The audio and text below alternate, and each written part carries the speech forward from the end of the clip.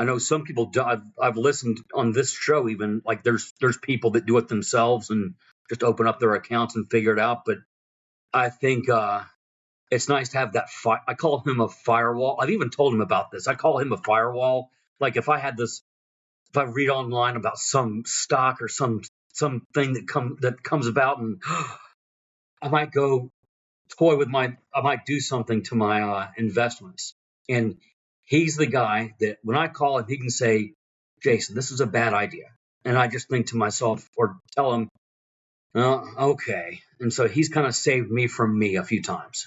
To me, it's worth it. Welcome, millionaires and future millionaires. You're listening to the Millionaires Unveiled podcast, a show where you'll hear the stories and interviews of everyday millionaires. We'll unveil their decisions, their strategies, and their portfolio allocation. Now to your host, Jace Mattinson. Welcome back to another episode of the Millionaires Unveiled podcast. This is episode number 436. Welcome to Millionaires Unveiled, where we go behind the highlight reel and into the real stories behind real wealth. This isn't about flashy headlines or overnight success. It's about the decisions, risks, failures, and pivots that have built financial freedom. Each week, we sit down with self-made millionaires from all walks of life, talking all about exactly how they did it. Jace, let's get into it. On today's episode, we have Jason. He's got a net worth of $1.8 million. He's in his 50s. Kind of got a late start. We get into that and how he's been able to build things so quickly, especially working in a field that traditionally maybe isn't one that people look at as a field that you can build extraordinary wealth in. And he's been able to prove that otherwise. Worked inside the school system for a while as his wife and now has his own business. And yeah, we get into the details of that. He's pretty anti-debt. And it's quite an amazing episode. Before we get into that, though, if you'd like to be on the show, send us an email, millionairesunveiled@gmail.com. Always looking for new, great, entertaining guests willing to share their stories. And yeah, with that, let's get into right in the episode with Jason. Jason, do you want to just give us about your background and what you're up to now? Yeah, thanks for letting me come on. Like I was telling you before you hit record, this has been a kind of a goal. You reach this milestone and you get to do this cool thing. I've been in helping professions for a while. I was a school counselor for 16 years, a social worker before that. Now I'm a therapist in private practice. I was a solo practitioner for about 4 years, and I've expanded to now I own a group practice here in North Georgia, and I just met that milestone, so I'm excited to be here. Awesome, and congrats. What's your net worth today? I am at $1,786,000. Good for you. What's the breakup there? Okay, so we've got our house paid off, and there's a little bit of a story there, but its conservative estimate is $165,000. The retirement accounts are at $544,000. We've got just over $58,000 in a brokerage fund and about $86,000 in a few different cash accounts. I owe $131,000 on the office condo. I own the building in which I practice, and I owe about $1,900 on a truck. And oh, geez, $1,900 on a truck. We should have just got that thing paid off before you came on, huh? That's what I was just thinking about, right?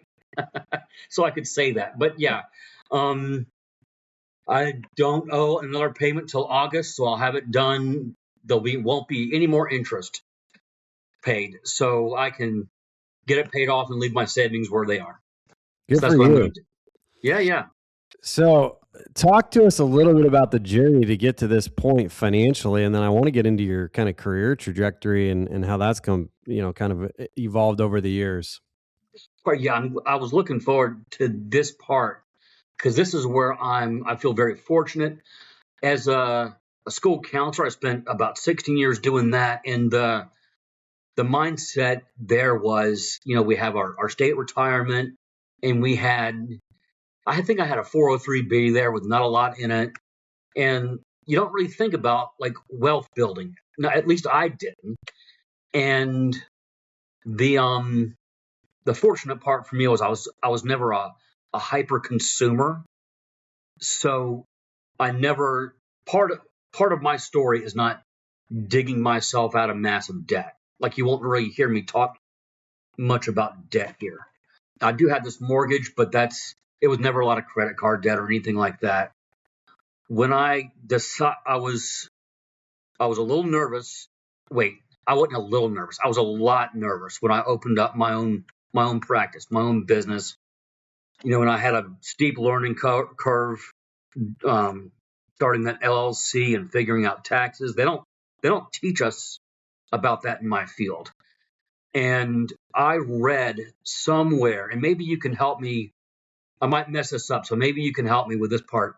That a certain number of businesses are just go out of business after a certain amount of time.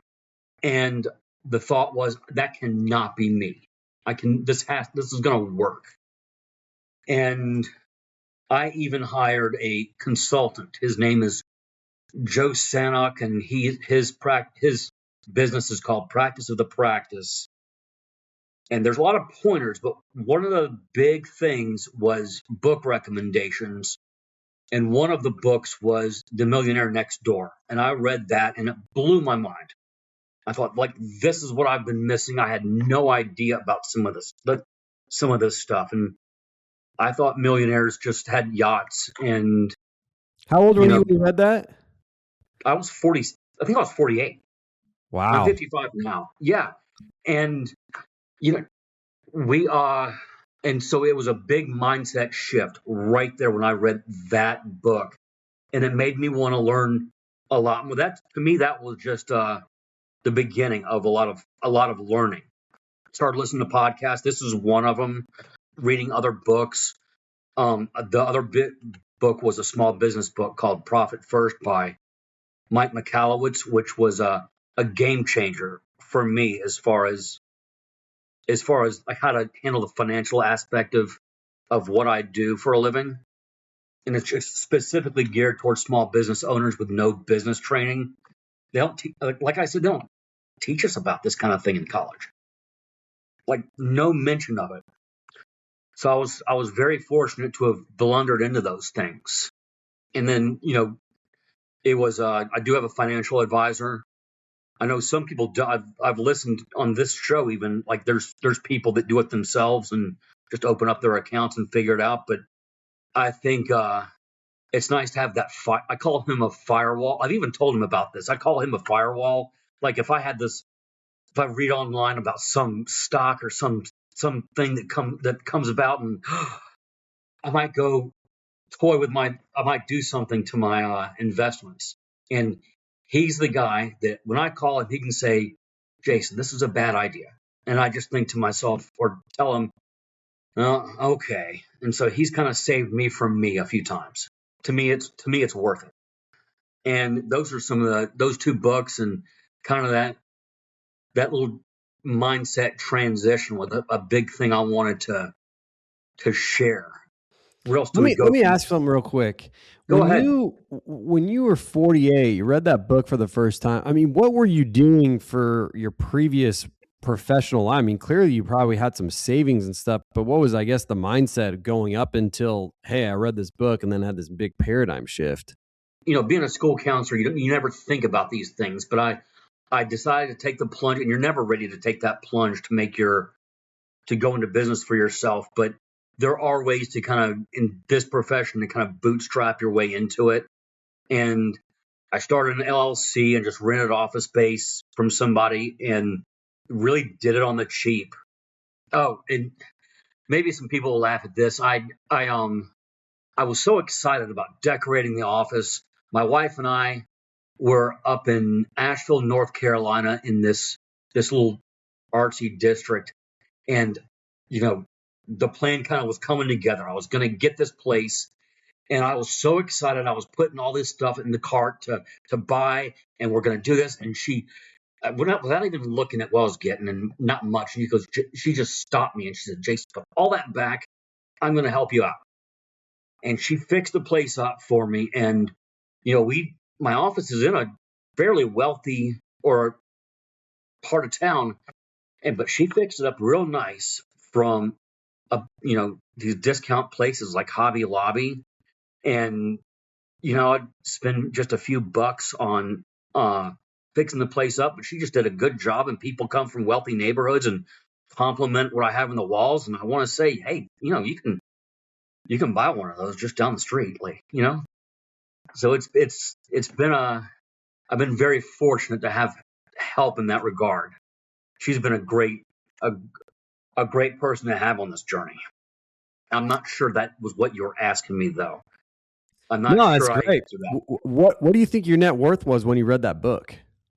Maybe $250,000. We did own our house at that point, and she had a 403B and I had one, and we had some cash just sitting in savings accounts. So, and also some of that net worth is her retirement. And so that was there too. So maybe we weren't as far off as I thought at the time, but it's definitely, and my retirement is a 401, what do they call it? An owner only 401k. So to max it out, it's you can put a lot more in there than just a regular 401k or an IRA. I regularly put in $3,000 per month. And so these are very much catch-up contributions I'm doing. That's why we have as much as we do in our retirement account. It needs to be higher, but it's where it is. Talk to me a little bit about how you think about that now. $250,000 in your late 40s. You read this book, sitting here at 55, net worth, approaching 1.8 million, some change. How do you, where do the dollars get allocated? I mean, you're definitely thinking about what does retirement look like. I mean, you're probably within a decade to 2 decades, depending on when you kind of decide to call it quits. Whereas, a lot of people that come on the show are, 3 decades away or maybe even more. I'm curious what you think about that, given, somewhat of a later start compared to some, but also the paradigm shift has drastically kicked into gear, and you're basically caught all the way up in some respects from an average standpoint by a long shot. Yeah. So I think about an exit sometimes, like what's this place going to look like? And it won't be long. I'll be 65 in 10 years. And I'm sure I won't be going at the pace I'm going. I mean, I still see clients as well as running a group practice, and there might be more practitioners here, and I'm just doing the back end work, just the administrative work, or maybe I exit altogether and sell the business. What gives me a little peace of mind is I have options. I feel like I'm going to always want somewhere to be. I'm a type of person, I think I need somewhere to go and somewhere that I have to go to. I don't know. And there's no set plan. Like I'm going to work until this, I know I can sell it for X number of dollars, but my peace of mind today comes from one, the ability, like I want to build up these retirement accounts so I have the choice to just walk away if I want, or I can stick around if I want. My peace of mind is I have choices and options. So that's what I like. That's what kind of makes me smile about this. Yeah, for sure. Has your income grown going the self-employed route from being, full-time counselor before?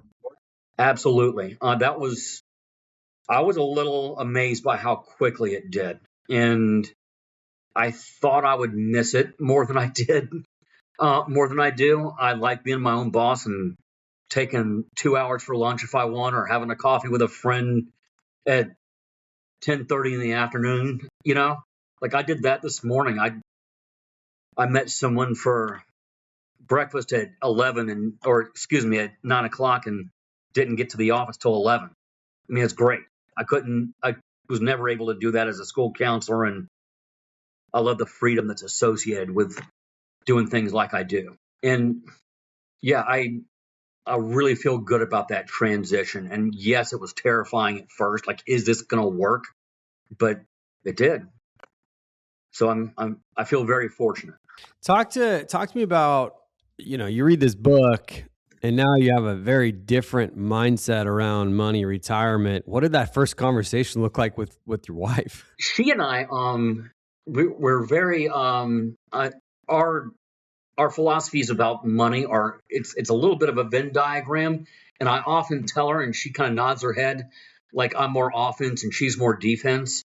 Like, she still clips coupons and she looks for sales, things of that nature. And I'm pushing her to invest more and to, really be intentional about where her money is in her 403b and that sort of thing. And go talk to the financial advisor. And so so we kind of complement each other in that regard. And when I was making that transition from full-time employment to on my own, she was very supportive. And she expressed a little worry, just like I did, but we were in it together, and she helped me set the place up and talk through how it was all going to play out. So she's very much been a partner in this. And heck, she's been here on Saturdays helping me fix things, and things break in the office, and so it's been a great partnership in that regard. Heading towards kind of retirement age, how do you think about, making that switch of, do you sell your practice? How much do you start kind of living off your investments? Are you factoring Social Security at all?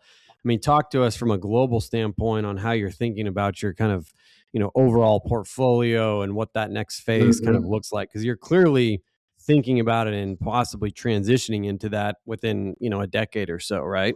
Yes. I've thought about it some, and had some conversations with our tax professional and my financial advisor, but it's been very general conversations. I'm still 9 to 10 years out, selling the business, selling just the building, selling. I can't imagine just working here and not being in charge. That'd be like breaking up with a girlfriend and trying to still be friends. I mean, it's kind of weird, but so I don't know how I'll spend my time, but I know how it's like I said before, I want to have somewhere to go. If I'm not doing this or associated with this business, when I slow down, then I'll be doing something else, I'm sure. I don't want to just stay at home and watch Netflix all the time. I do want my retirement accounts need to keep growing. I don't have enough in there for my part of our retirement. I'd like to have, I think, expenses come up in retirement that we don't anticipate. So I anticipate wanting more cash on hand, more in our brokerage account. So, gosh, more of everything. I want to get the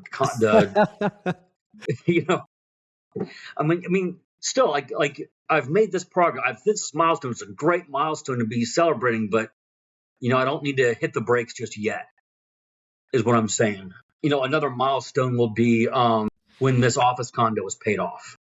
That'll be a nice little relief, and being able to make bigger contributions into my 401k. So I'll look forward to that too. Do you have a number that you want those accounts to grow to, or your brokerage to be at, to kind of give you that peace of mind or comfort that you're there? If I can get it to 1.5 million, I think I'd breathe a little easier. I don't know if I can get it there by the time I'm 65, but I can try to get it there. Condo needs to get paid off. I'd like to get the brokerage to 6 figures at least, but we'll see what happens. I'm going to keep, it's only going to go up. So, I try not to look at these things every day.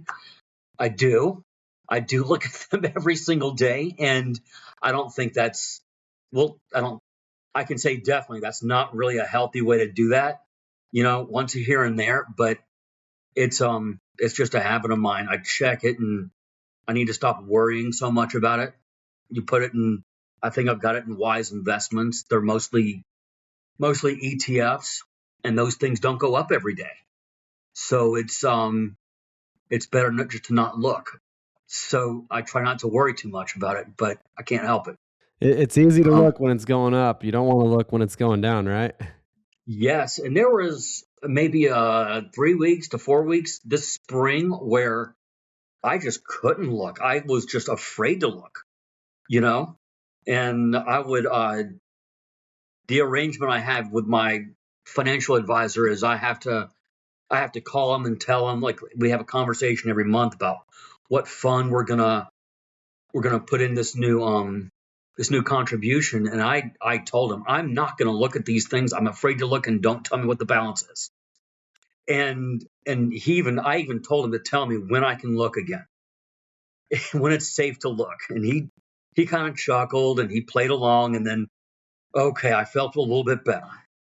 So it's just another thing for me to work on. But, you know, and I've learned, even like with this late start, since I was 48 in the last several years, these things are like, they have these dips, and the dip can last for a whole year even, but they'll always go right back up. At some point, they'll go back up, and it's going to be okay. And so I have to just always remind myself of that. And it's not easy sometimes. Yeah, no kidding. Let's I want to talk about kind of that next phase. Let's just hypothetically, you get to the 1.5, you got the chunk in the brokerage. Talk us through your mindset on, how much do you think you'll kind of withdraw? How much, and at what age do you start pulling Social Security? Do you wait till, 70, or talk us through kind of your mindset on that, given that you're kind of approaching that. And we don't, quite frankly, we just don't have as many people, in your age bracket on the show, which I would love to have more, but these are the conversations. My parents are 10 years to your senior, and I'm having these conversations with them, and they're, approaching 65 right now. And how to do it. What are you thinking about? When you said how much I'll withdraw, do you mean like the withdrawal rate? Yeah. Like if, hey, I want to take 50 out this year, 100 out this year. I'm planning to take 100 for 5 years and then drop it down to 75. I want to, splurge on these items at 65 to 70 bracket, but I know once I hit 70, maybe I don't splurge as much. However you're thinking about it. So I'm not thinking, I'll get to Social Security last, I guess. The withdrawal rate will probably be I think of it as a percentage. Like the 4% withdrawal rate is what we hear the most often. And I'm in the middle of reading, I can't remember the author's name. Who's the guy that came up with the Trinity study? Oh, yeah. I can't think of his name off the top of my head either, but yep. I'm reading his book now. He's got a book. I'm reading that one. And he talks about something a little higher than 4%, which I'll probably go with, because they say that way you won't run out of money, or not till you're like 95 or some crazy number. And so that's how I think about that. And I mean, I don't know that I'm likely to hit 1.5. I know I'll breathe real easy once I hit that. If I sell the business, then I can put that somewhere where I can withdraw money from. That'll increase. I can put that somewhere like I can't put all that in a 401k, but I can put it somewhere where I can withdraw from. And that'll be more money. If I keep coming back to work, that's going to be just straight up income. That plays into Social Security, because I'm given to understand that you can't get Social Security retirement Social Security benefits and have a job that pays more than, about $24,000.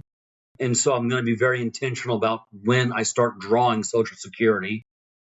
And so I'll have to really think about that hard before I pull that trigger.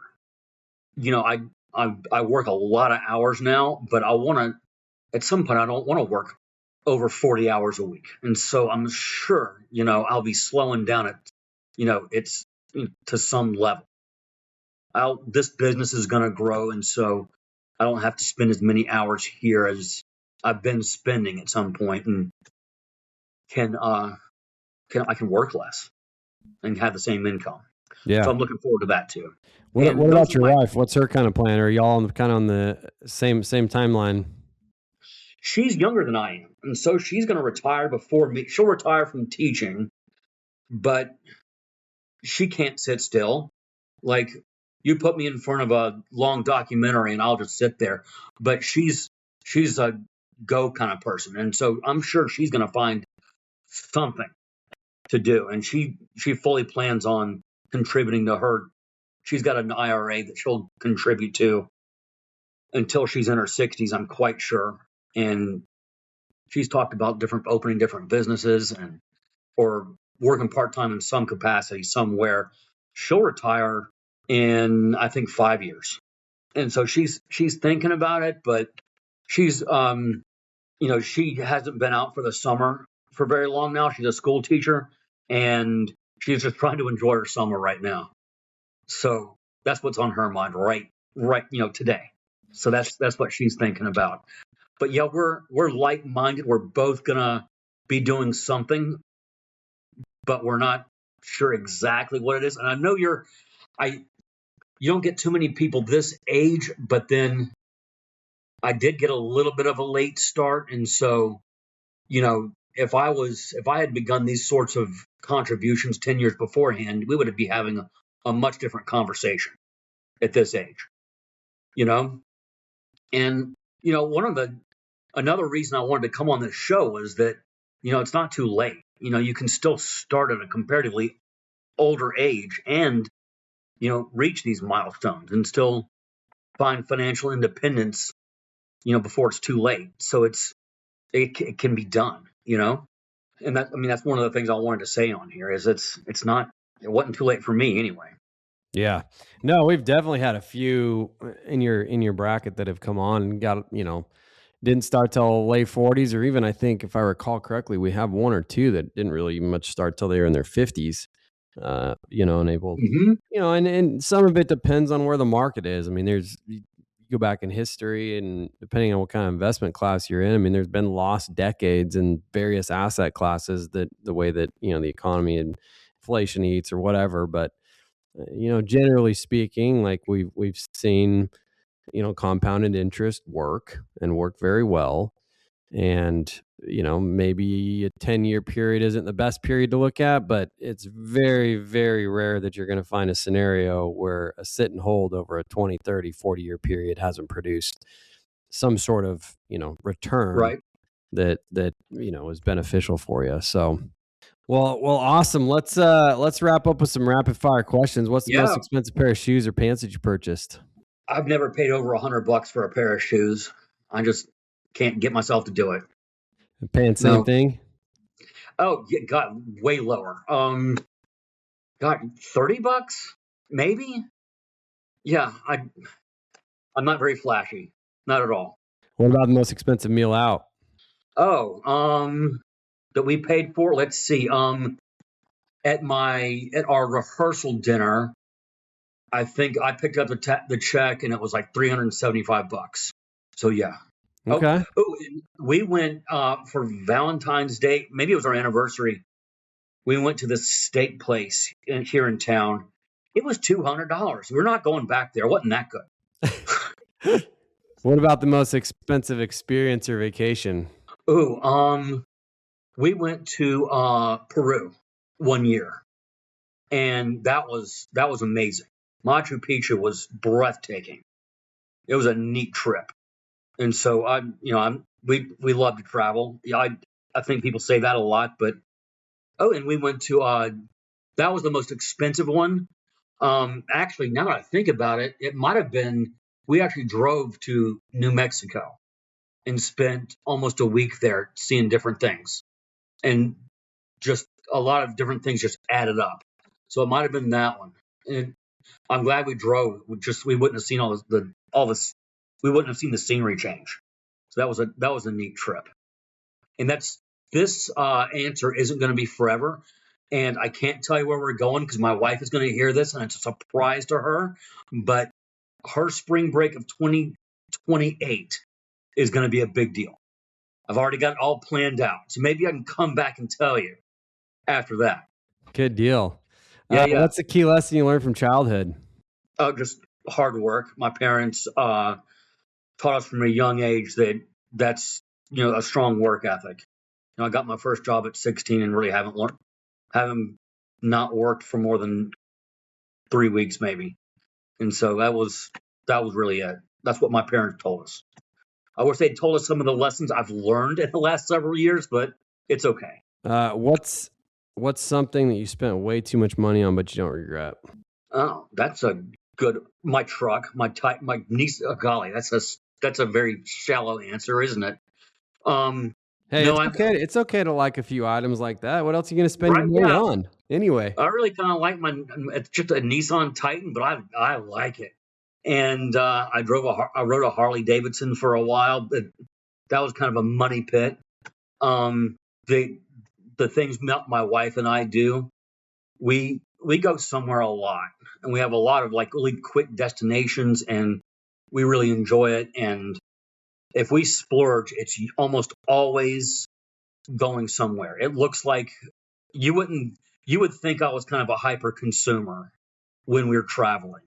We're not looking on prices on menus when we travel, things like that. But when we come home, we're pretty frugal. So that's what we love to do. So nice. Yeah. What's the dumbest thing you've ever wasted money on? Oh, I wasn't ready for that one. Probably that Harley Davidson. That was a money pit. Man, you almost have to take the bike apart just to change the tire. Jeez. It was fun, but it's just, whew, it's expensive. And I don't own it anymore. I probably wouldn't qualify to be on the show. Definitely not an endorsement for Harley Davidson. All right, we got it. What's the craziest thing you ever done to earn money? Oh, I was hoping you would ask me that one. Because I've got a story I'd like to tell. So this was during the Great Recession. When I was a school counselor, we had furlough days, and it hurt. It stung our paychecks.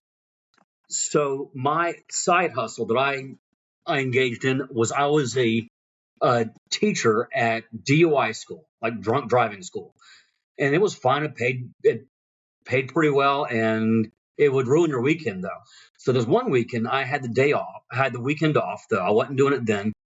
And this girl I was dating, we were just having dinner, and we had just sat down and we had dinner ready. We were going to watch a movie. It was very nice.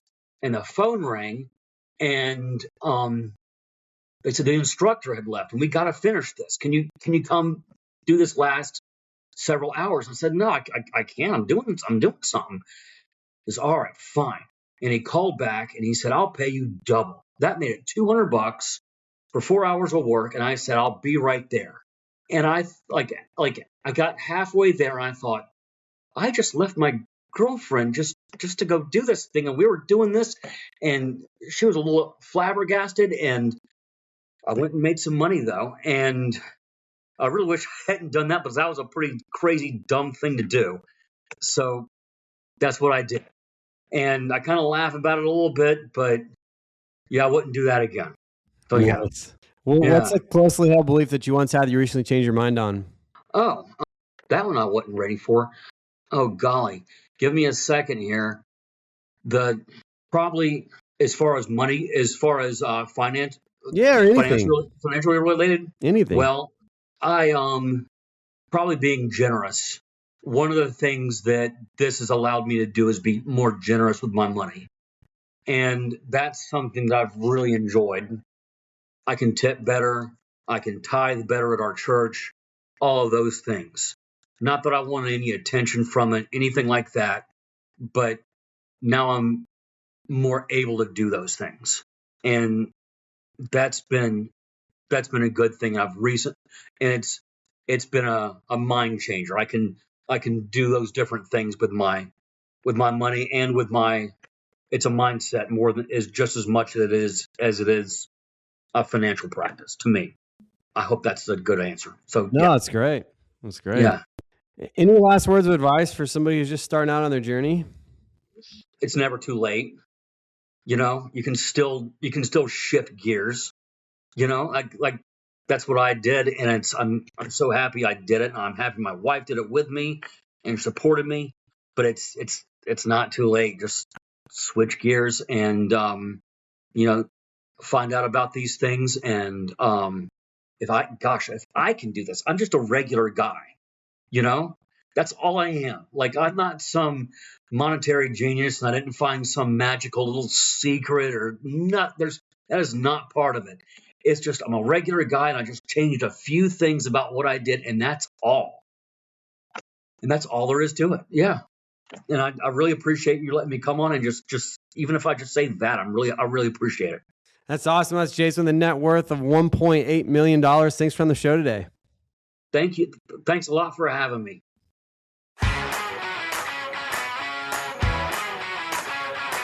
Thanks for listening to the Millionaires Unveiled podcast with Jace Mattinson. For more stories, investment opportunities, and information, check out our website, millionairesunveiled.com. See you next time when you'll hear from another everyday millionaire.